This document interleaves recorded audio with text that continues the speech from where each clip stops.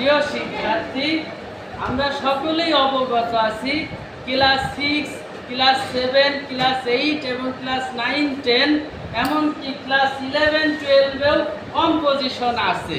তো অনেকেই আমাকে প্রশ্ন করে, স্যার আমরা কিভাবে কম্পোজিশন লিখব?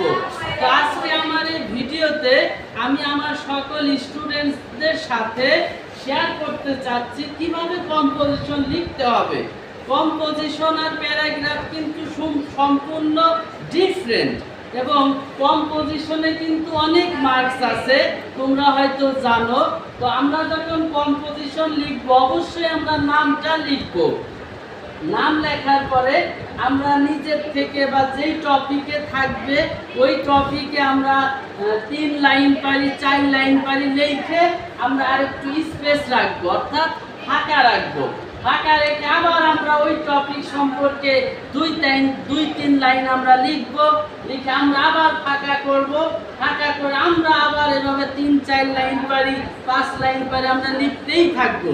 তবে তোমরা মনে রাখবো, অনেকে প্রশ্ন করে স্যার কম্পোজিশন কয় পৃষ্ঠা লিখতে হবে?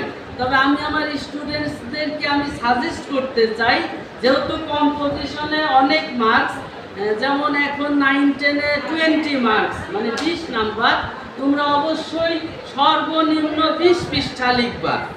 20 পৃষ্ঠা মানে এপি টপিক মিলে 10 পৃষ্ঠা আর সব মিলায় 20 পৃষ্ঠা লিখবা। তাহলে তোমরা আশা করতে পারো তোমরা 15-18 মার্কস পেতে পারো। ধন্যবাদ সকল।